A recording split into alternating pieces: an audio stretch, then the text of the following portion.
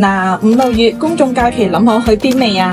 唔想 plan 行程，跟住呢個團就啱晒啦！英皇娛樂酒店住1晚，美高梅博物館睇藝術，路環漁村每人食2隻安德魯蛋撻，仲包你國際名牌16號索菲特酒店午餐自助，連回程晚餐都唔使你煩，零購物冇壓力，一齊出發！跟住領華旅遊順玩2天，食足4餐，由福田口岸或深圳灣口岸出發。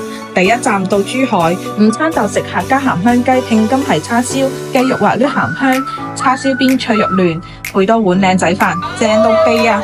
食飽就去珠海睇花海，5、6月花開得最燦爛，粉紅色波斯菊，黃色向日葵，點影都似寫真集。記得着多件淺色嘅衫嚟打卡啊！經橫琴口岸好快就到澳門，上咗旅遊巴仲有當地導遊講解，好 warm 啊！首先嚟到美高梅博物館，呢期展覽好 high tech， 藝術同科技結合，打卡一流。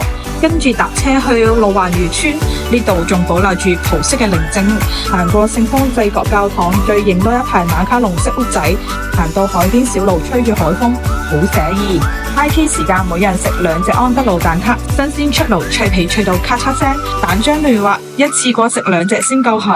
今晚住英皇娛樂酒店，位置方便，房間都舒適乾淨，仲有豪華嘅浴室可以浸個靚浴。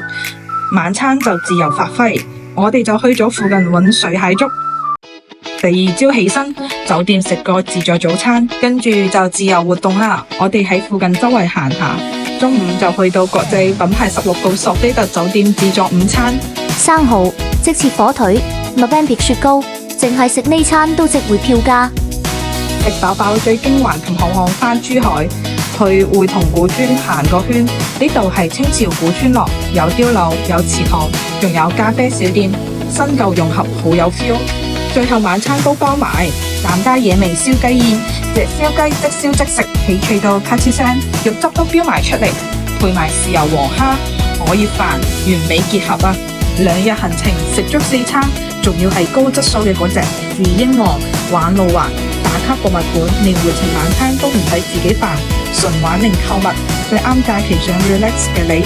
如果中意呢條片，記得 like 同 share， 仲要 follow 翻領華旅遊頻道，睇更多懶人行程。下次再見啦，拜拜！秒速關注更多筍嘢，跟實領華旅遊社。